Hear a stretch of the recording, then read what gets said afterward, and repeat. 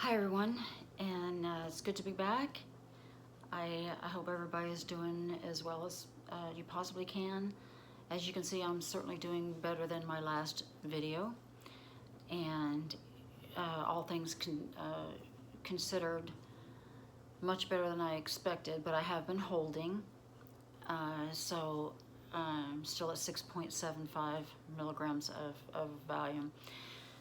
And it's no walk in the park being on this period, but I just prayed really hard that if I held that I could get through this move. And so I have to be completely well, the movers are coming next Saturday, and then everything has to be completely out as far as whatever's left and stuffed by the 23rd, but the movers are coming the 21st, a day earlier than I was hoping.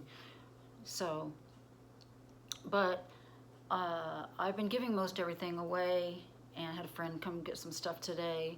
I really want as little memories of this place as possible, because most of my memories here have been very horrific and very lonely, and just and when I moved in here, because of the situation that happened to me, with two different people in my life, I pretty much didn't have anything. I didn't own a spoon. I didn't own a plate. I didn't have a bath. I didn't have a bath towel. I had basically nothing. I had no furniture. I didn't have a bed. I didn't have anything.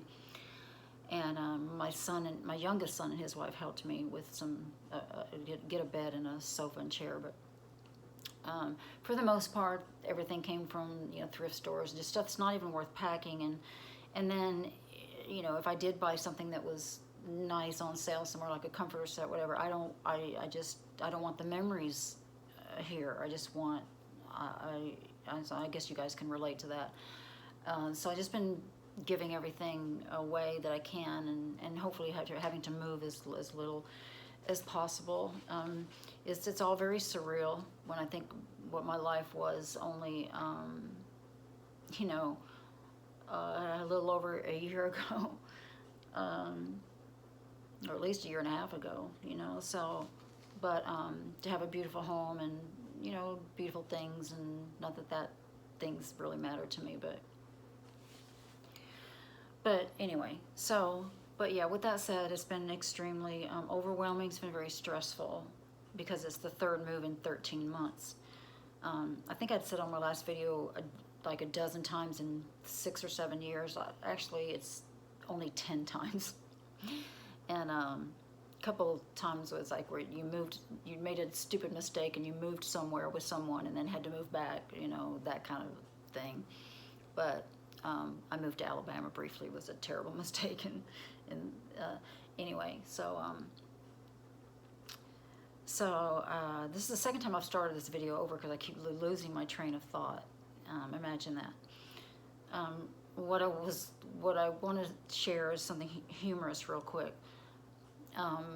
I don't ever watch my videos. I record them and I upload them. I don't even edit out the little, pressing of the button, whatever, and make it a little more professional. This is not professional, clearly. I'm just trying to be real here. I'm just trying to show hope and share my story and just get more of this out there. So, but I'll just check and make sure that it's audible, and that I shouldn't delete it or redo it or just scratch it all together. And on my last one, I was like, I was telling a friend today who felt really bad because it was the first time she's ever come by, and but I gave her some of my things, and I was telling her this, and which she totally related to, but like, I watched that video back and I was like, oh my gosh, girlfriend, you don't usually video in the daytime with the blinds open. And as you guys know, if that had been a full-blown wave, the blinds could not have been open because we're blinded by light. The light sensitivity is unbelievable. So you don't open your blinds. But my blinds were open because I made a comment about watching my birds, and so that light was coming in the daylight, and it was the middle of the day, and I was just like, wanted to make this video because I just was like in that state. And but like, you know, at my age and, you know, years of sun worshiping and running and all that, it's like, yeah, all that light really kind of shows, like, you know, everything.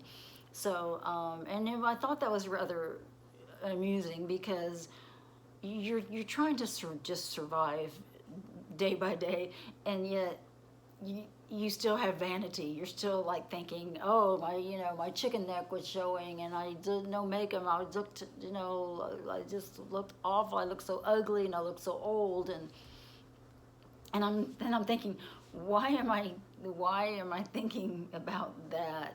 You know, it's crazy. But I guess it's always kind of been the way I've been, you know, and as a singer that was up on stage for years, and, you know, and you just, I don't know, and yeah, but I just thought that was kind of funny to share with you, because you think that's the last thing you're going to be thinking about and worrying about is what you look like on a video.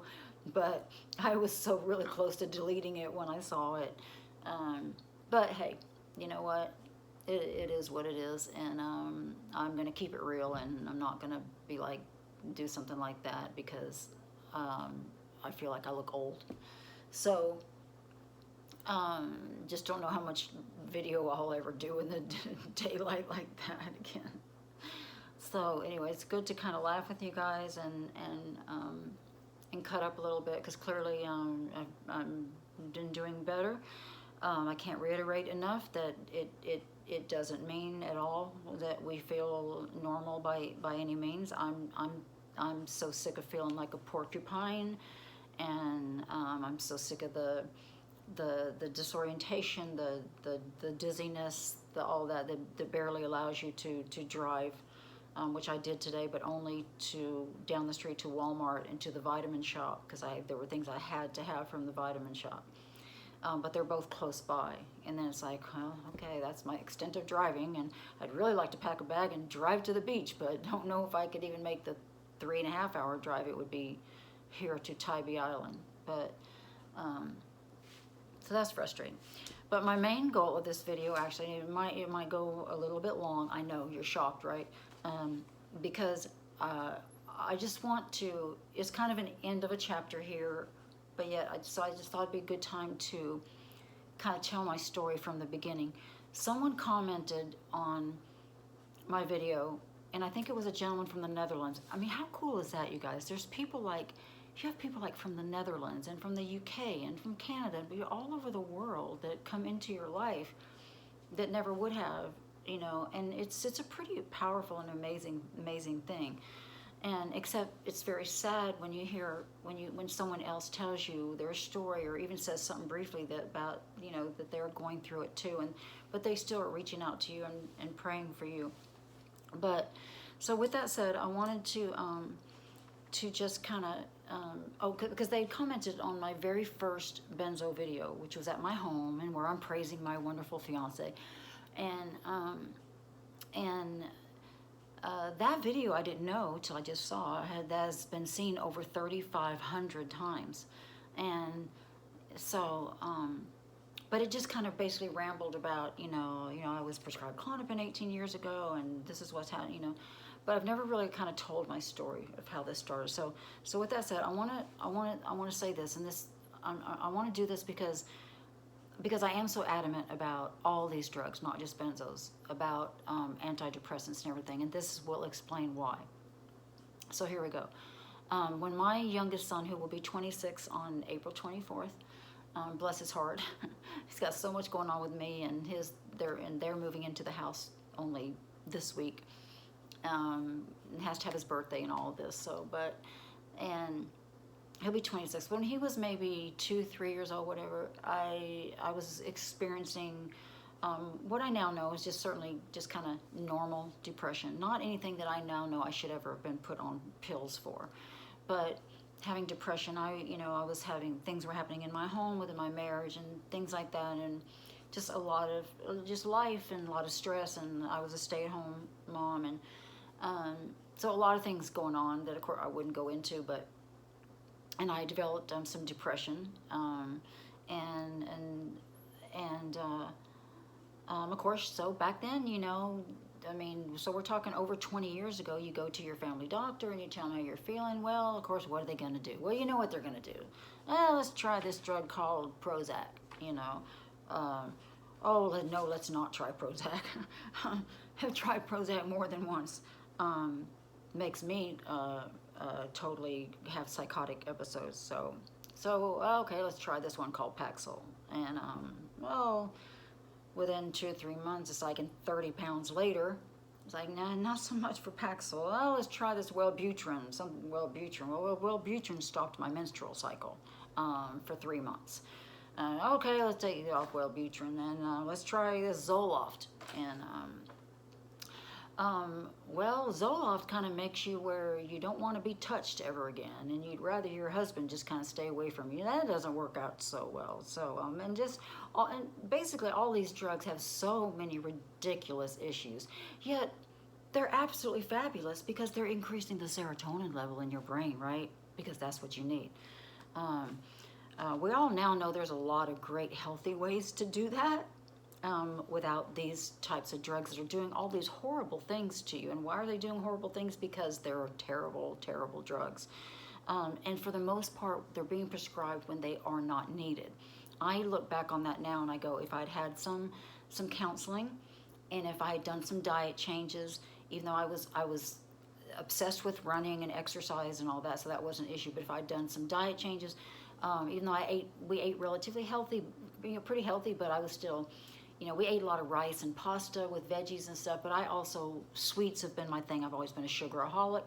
So, I ate a lot of sugar and, a lot of breads, and I didn't have a weight problem, except with the drugs. I had on and off fluctuating weight problems. But, so yeah, I know now that if I had made some diet changes, and these drugs were worsening my insomnia that I'd struggled with basically since my early 20s. And so I don't believe in these drugs for just like the blues and my depression and regular type anxiety and stuff that they're being prescribed for at all, because I've been put on them all for things that I should not have been prescribed them. So the kicker is it's like, but there was this new one, Celexa, the one with no side effects, no sexual side effects. It was supposed to be the perfect drug. My sister-in-law was on it, and I was asking her questions about it. So I go to my GYN doctor, and I said, how would you feel about switching me and letting me try this medicine that I hear is, will help me feel better, but doesn't have all these crazy side effects. So he did. My GYN doctor, the same one that dumped me a while back, and so he did. I stayed on Celexa for years, and because never really knew better to, like, well, I guess I'm doing okay. But what I didn't know is my insomnia was getting worse and worse and worse and worse. So Celexa, I know now, led to, after a couple years of Celexa, my insomnia was I just rarely ever slept. And if I did sleep, as soon as my husband's, my boy's dad's alarm went off at 5 a.m., I knew whatever time I had, that was it, because I could never go back to sleep. So sleep was very rare, and that's only going to make your mental issues and depression, all that, worse. I now know that Celexa had a huge part in the worsening of the insomnia. And at that point, Celexa was the only thing that I was on. So now we're fast forwarding to a few years later, and it's probably about, I guess, about 18 years ago is when I was prescribed Ambien, because I just was never sleeping. Ambien worked wonderful for about 2 weeks. Ambien stopped working within 2 weeks, and I would wake up in about 3 a.m. and take a half of another Ambien. Oh, my doctor didn't want me doing that. No, you can't be taking more Ambien. Let's give you something that's going to help you relax to keep you from taking more Ambien. And had never heard of the medication, just trusted my longtime family practitioner. Just going to give you something that's going to relax you. That's what I was told, to keep you from needing more Ambien. Ambien's hell, terrible drug, but I would have been better off. I now know. taking more Ambien. But so that's when clonazepam or Klonopin was introduced about 18 years ago. As I look back on it now, I see within a couple of years the things that were happening in my life. Within a couple of years, my marriage was over. I had filed for divorce. But so then I was a single parent and working full time at Sam's Club. I started seeing things that were happening, even though I was still running, I was still going to the gym.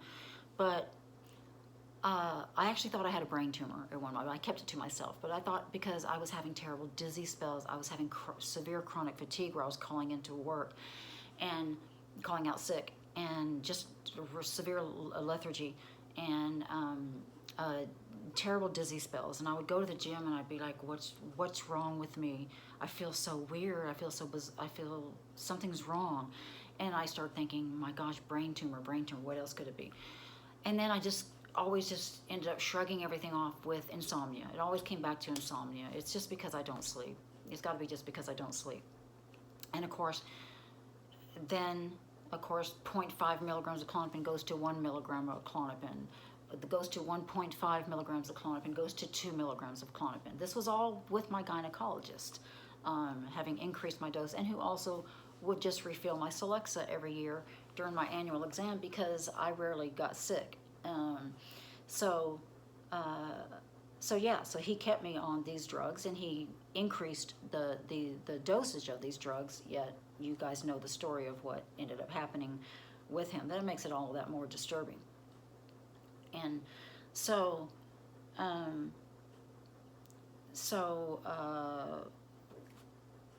anyway, all that went explained. My insomnia for years and years as a single mom, it just kept getting worse and worse and worse. I would show up for work at Sam's Club, and my friends would be like, you haven't been to sleep in 72 hours. How are you here? How are you working? But I was very accustomed to insomnia, so I kind of learned to function. But having no idea that these medications that I was still on, Celexa and Klonopin, were actually worsening my insomnia and causing all these other issues that I was having, and severe memory issues and things like that. So fast forward again to about 5 years ago or so, and I had lost my job. Sam's Club was laying off everybody during when the market crashed, the housing market crashed and everything, and especially all of us that they thought, we're making way too much money. And so there I am, a single mom, and I got laid off from my job, and I lost my home, and moved into a house that was in the same subdivision that my mother was living in, the same subdivision right next door to my mother. That she did help get me into this home that was right next door to her. But after a year or so, we realized it really didn't make sense, for she's living alone and I'm living alone with my youngest son was still there, and he was in college, and he still came home on the weekends and stuff, and it made no sense that we were living next door, paying 2 mortgages and two of everything. It made no sense. So that's when we decided to search for a house that would accommodate all of us, and found this amazing 3-story home that was 7 bedrooms, 4 baths. It was a foreclosure, and we all moved in together to that home. And this was about 5 years ago or so. And shortly after moving in there, something really, really severe happened. I developed severe depression like I've never had ever experienced in my life. I had a partial hysterectomy in my late 30s, so it wasn't menopause. I mentioned before to you guys, I've been on an estrogen patch forever. This was unlike anything I had ever gone through.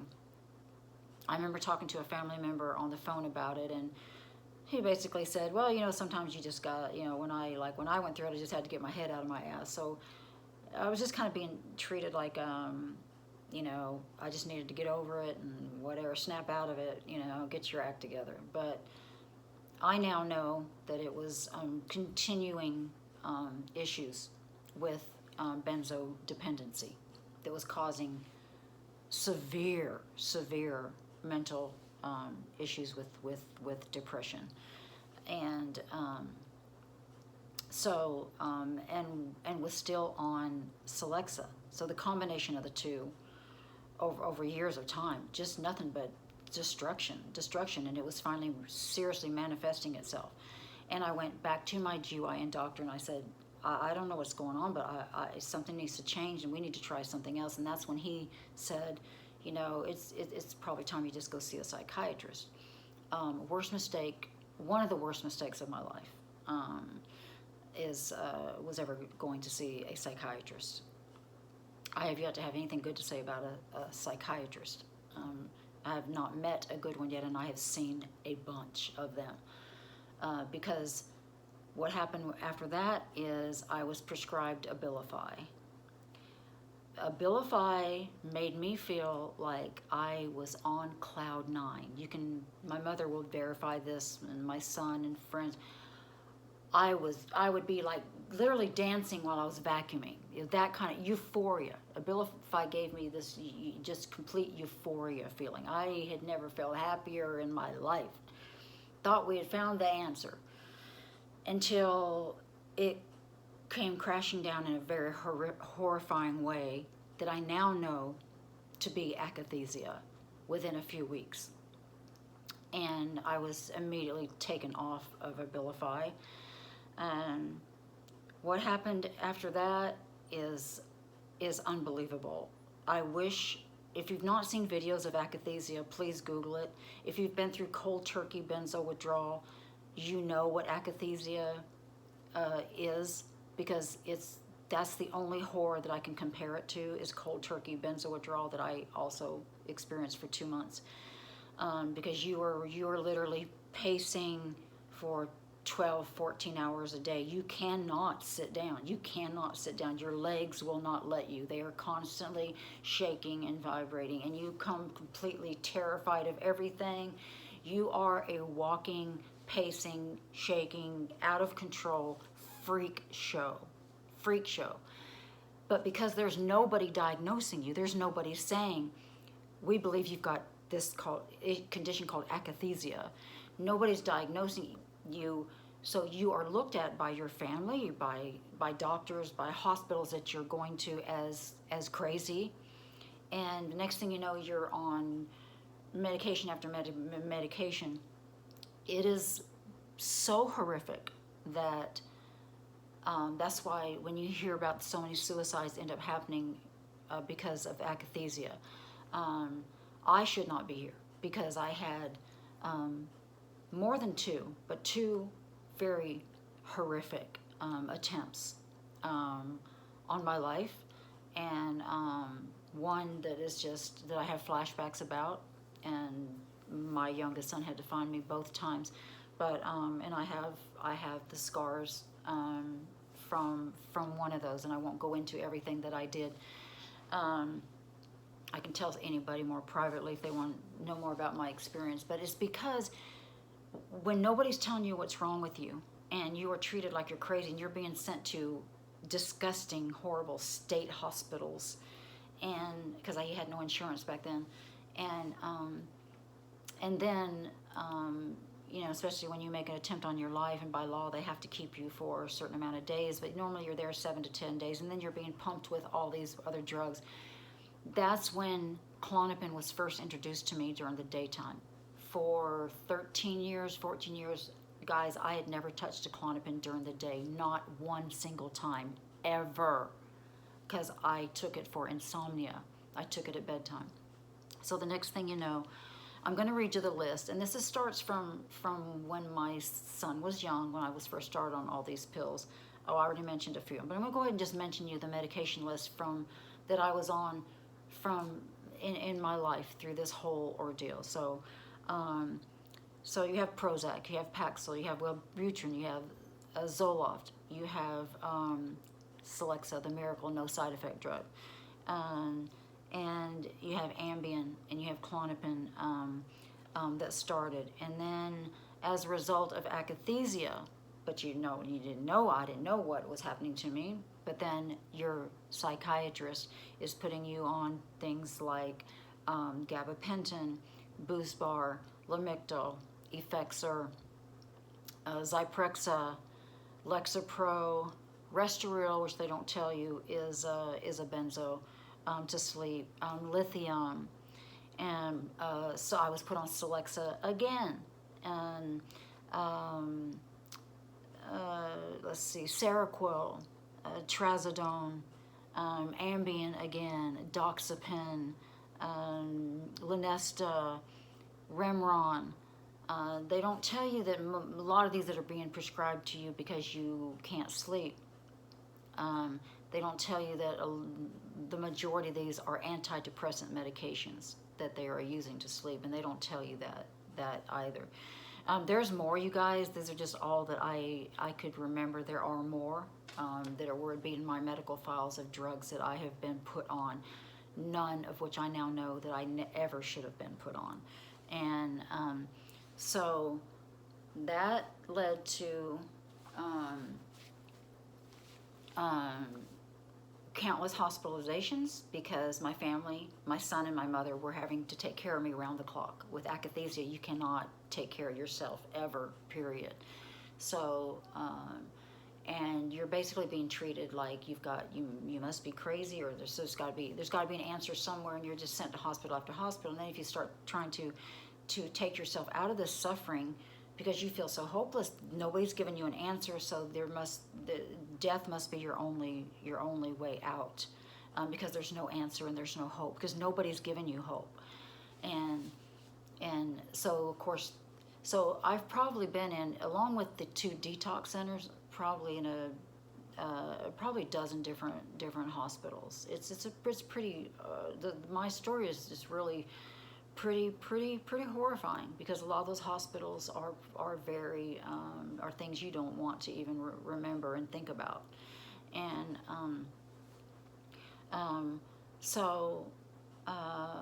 but after I met Kenny, my Kenneth Lavelle Weaver, I shouldn't have said that, but why not? And after I met him, and we had been in life group together at my church for about a year. I was on and off again with church because I was so sick, still not knowing why. But you know, they would switch me on different drugs, and yes, all these drugs might do something for a little while until they don't. And for me, it was usually within a couple months of changing from this to this to this, then when everything would come crashing. Because what I now know was happening, I came out of the akathisia, but by then I was still going through issues with benzo dependency, and then started having interdose withdrawal, having been put on all this Klonopin during the day. So I would take Klonopin, and within an hour and a half, I would be a complete basket case, you know, but still not knowing that Klonopin was what was the cause by then. And that's when, you know, when I first went out with my fiance, after, my ex now, after knowing him for a year in church and knowing him as this great guy. And I had been through a horrible situation that had happened at my home and with a family member, and he reached out to me, and he accepted the fact that I was sick. He knew I was sick. We just still didn't really have the answers. And as it got worse and worse and worse, and my then new psychiatrist who'd been treating me for 2 years with a lot of these drugs, and including 10 electroconvulsive shock treatments, where they put you to sleep and shock your brain. That's the insanity of this. It's like nobody's saying this could be this could be this, it could be the drugs. They're just doing everything they can to make money off you, to push more pills off you, to do an expensive procedure of shocking your brain that they can now bill Medicare for, that I had by then, because I had to file for disability. And so yeah, it's, but so I get engaged. We buy a home together, the home you guys see in my earlier videos, and but I was getting sicker and sicker, and I said to him, something's wrong, because when I take the Klonopin within an hour and a half, I'm desperate for it. Something's wrong. And I actually said to him, please start researching Klonopin, because my psychiatrist was just saying, you know, don't be afraid to take, because I was afraid to take as much as he was prescribing to me. I just, something was telling me that this can't be right. And he's like, oh, you take it. I've got people on 8 milligrams a day of Klonopin. You need it. You need to take it. That's what this doctor was telling me.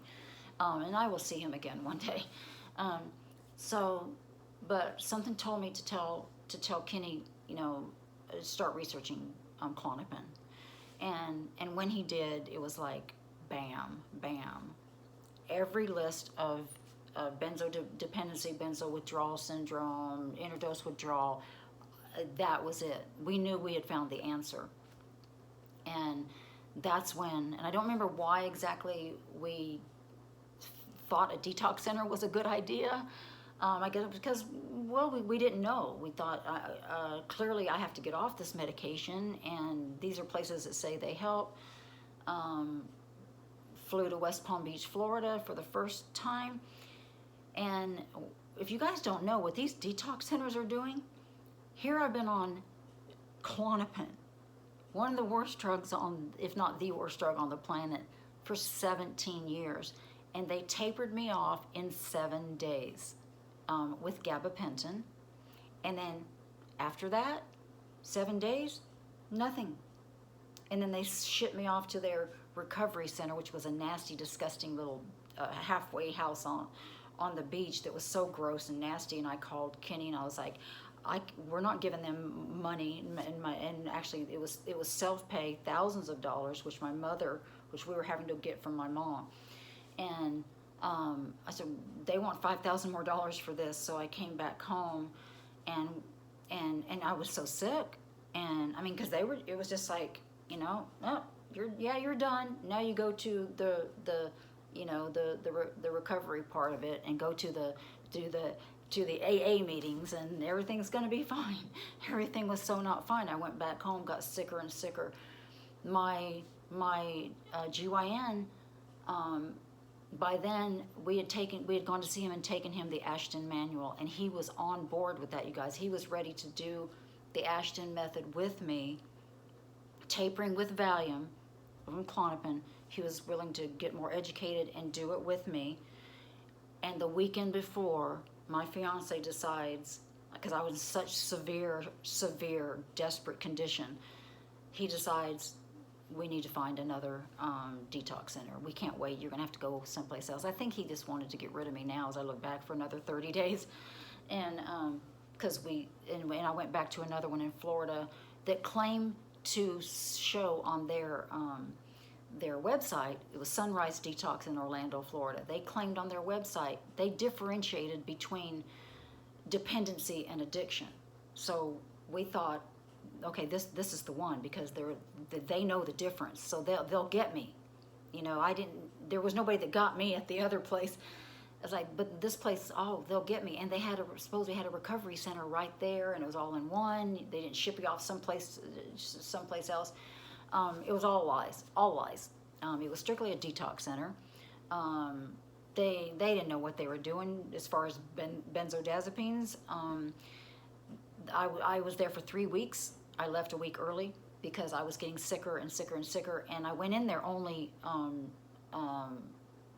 you know, to get help with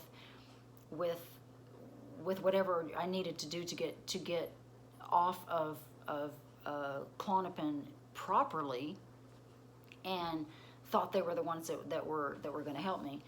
And next thing I know, they're giving me emergency doses of Seroquel to calm me down. Then they're like, well, you haven't slept in 5 days, so you've got to take something. And they're giving me Seroquel and which I've taken 400 milligrams of trazodone, you guys, and it does nothing for me for sleep.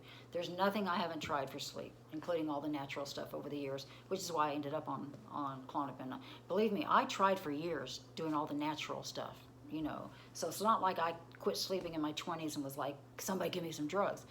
So it wasn't like that. We're looked at like that, like we just can't wait to get to a doctor and get pills. But I wasn't like that at all. It took me a long time to get to that step. But you know, and then we're judged for trusting our doctors for giving us this medication that's gonna, you know, finally help us sleep. So anyway, so that is basically after I came back from the second detox center. This was all in around July of 2016. When I say I went cold turkey, I say that because basically I don't really count those detox centers, because the second one did the same thing. I went down there thinking they're going to do like whatever you properly do with a benzo patient, and they put me back on Valium for 6 days. That's it. They put me on Valium and tapered me off of it in 6 days, and so they should be arrested for what they're doing with benzo patients. And so I came back after 3 weeks, and I just of course I was basically still in cold turkey withdrawal, because I don't count what they did to me, because they might as well cold turkey you go through the same thing. So 2 months of not taking Klonopin, because by then I was like, I will never touch this drug again as long as I live. I don't want to ever see the word. I cannot handle, and I had a whole bottle of Klonopin there, because my GYN, Dr. Gladstone, had refilled it so we could be, because he didn't want me stopping to take it. He wanted to start getting me off of it properly. Boy, what a terrible mistake. And so I can't reiterate enough, guys. I did everything wrong from the beginning. And cold turkey withdrawal, I don't know that the Akathisia before was more horrific. I can't really imagine anything. They were both such beyond.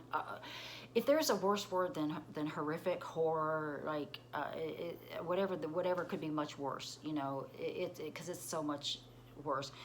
But there were things that cold turkey withdrawal was very, very similar in the fact that you're with the nonstop pacing for 13, 14 hours a day, the constant, you cannot sit down, all that. But there were a lot of added things. With the Akathisia, I would like pace, and I would talk to myself, for hours. And I would hear my mom on the phone talking to someone. Yeah, she's in there pacing, talking to herself again. So you really do seem like you have gone absolutely mad. And he and my son and my mom would take shifts, in taking care of me. But the cold turkey had some other things, like the feeling like you've been doused with a can of gasoline and lit on fire. I would literally scream out to Kenny that my flesh is burning off of my skin. So there were some things that were like added symptoms that I didn't have with Akathisia, but it's a lot of the same. It's a lot of the same. So I would say that cold turkey withdrawal is the most horrific thing I've ever experienced in my life. There's just nothing I can imagine nothing that I can think of right now that could come close to that. So please don't ever cold turkey any of these medications. And let me remind you guys too, all these medications that I named you, I was never tapered off any of them, none of them. So I have to look at this as I'm also going through a healing process of all these drugs, years of Celexa, and a couple years of Effexor, a horrible, one of the most difficult antidepressants to come off of, and was never tapered off any of them. It wasn't until we started the cold turkey process, and I made the decision to not take anything, and wasn't taking anything else by then. So a lot of the facts are kind of fuzzy to me if I sound that way, you guys, and I'm sure you understand that. But I had to turn my air and my fan off and it's really hot here in Georgia. It's really nice, but now so you could hear me better. So yeah, that's basically my story. And what happened after 2 months, we decided that we had to find a doctor to help, so we went to an addictionologist. Pretty much any doctor out there can, I think, take a couple courses and call themselves an addictionologist. But he seemed to know he knew all the terminology, he knew about kindling, we thought we found the right guy. But we just basically wanted help. I just wanted help in getting through this cold turkey process. I did actually. In retrospect, I think I'm glad that he said what he said, because I wanted to continue, as horrific as it was. I wanted to be, because I should have been on an anticonvulsant during the cold turkey process, because I was having seizures and all of that, and my whole face would like go to the side, like my whole mouth and everything, you know. It was like the Exorcist type stuff, and but I wasn't. Should have been. So I just wanted, like, you know, help us get through this with whatever medications we need to get through this. Still not knowing that, you know, all about the things you're not supposed to do, like I do now with medications. But certainly cold turkey, you don't want to have a seizure, because that I think suicide and seizures are the two main causes of death with benzo withdrawal. Certainly cold turkey, and so. November, after 2 months, November 2016, that doctor basically said, I know you don't want to hear this, but there's really only one way to do this, and that's to put you on Valium.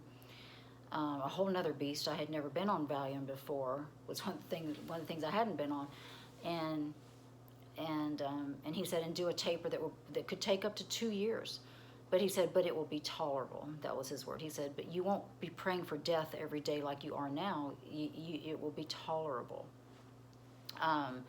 Easy for him to say, because that's not exactly what I would call the last, since November 2000. I don't think I would call this tolerable.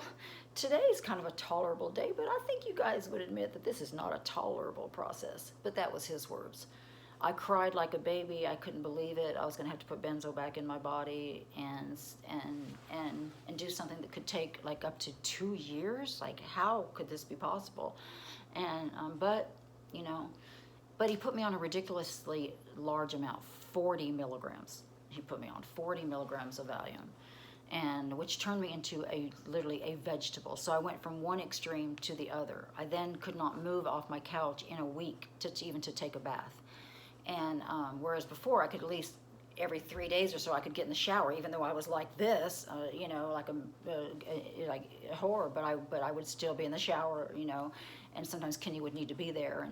And but this was a total different. It was one extreme to the other. But so he'd put me on too much, and then he's like, "Oh, let's drop it down to 20."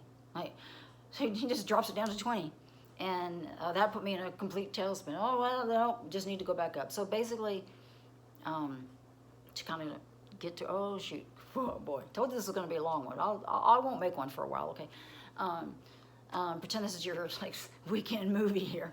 So I just really needed to tell this story as much as I can. But so basically, since November of 2016, with some hold periods, I've been tapering from 40 milligrams of Valium. And I had tweeted something the other day, because sometimes I get discouraged when you hear somebody else only has like, you know, 2.2 milligrams of Valium left or whatever, and you know you're still at 6.75.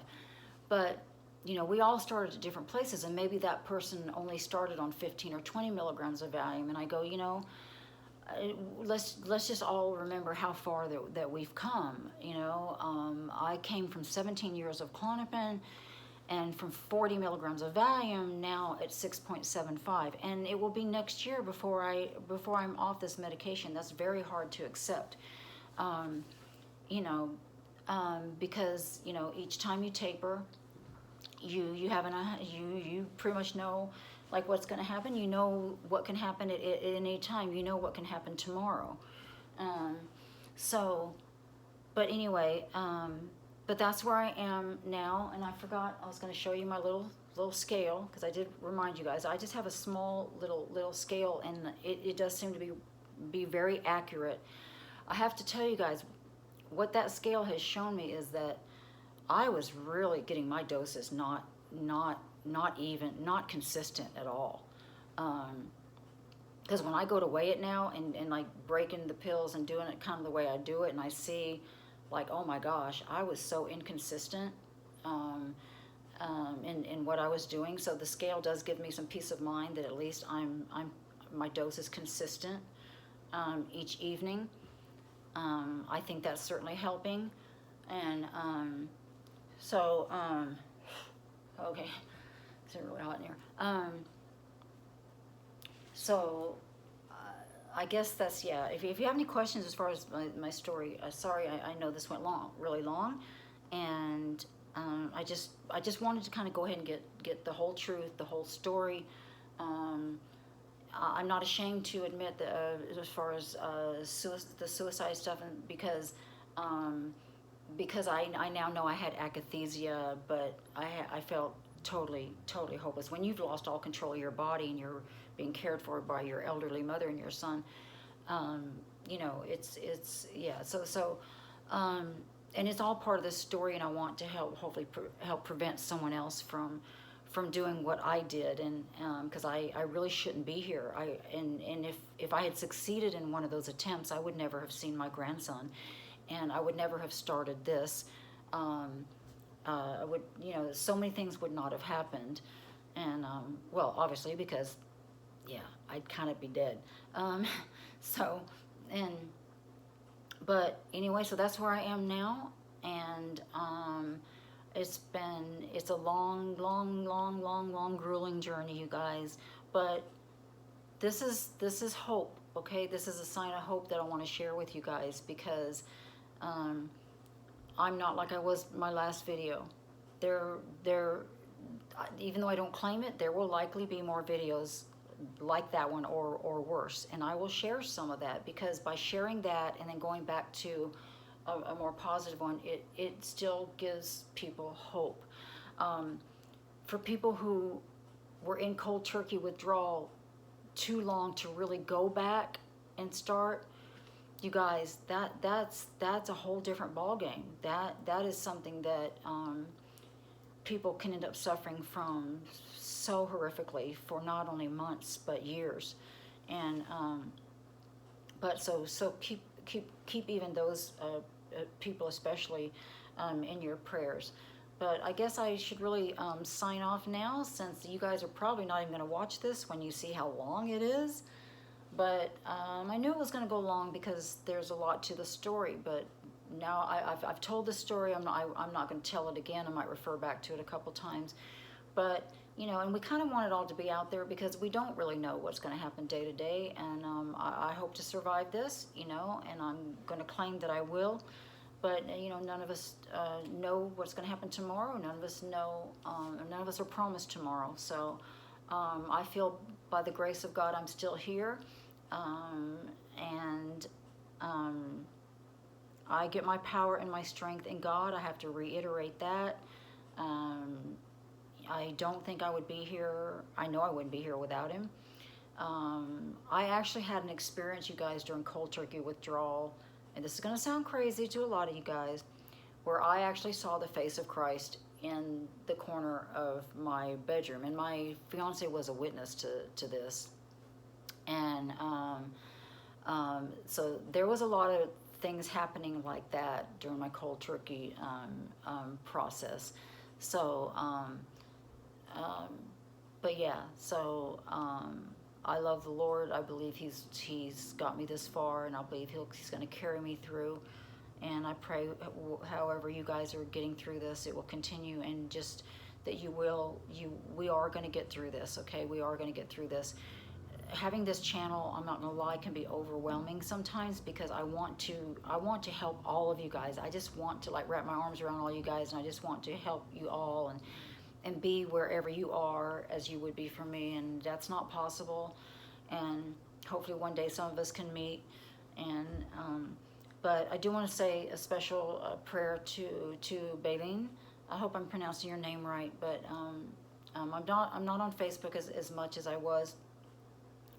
But and she's been her and her husband so wonderful to mail me a laptop computer that's on its way. And I know how you're suffering. I know how you're suffering, and I heard your voice, and I just broke down. I just sobbed. So my heart goes out to you. You're in my prayers, and you're gonna get through this. This has been almost 2 years for me. I'm still fighting, but we can't give up. And for T, for my beautiful Princess T, I can't imagine breaking my hand.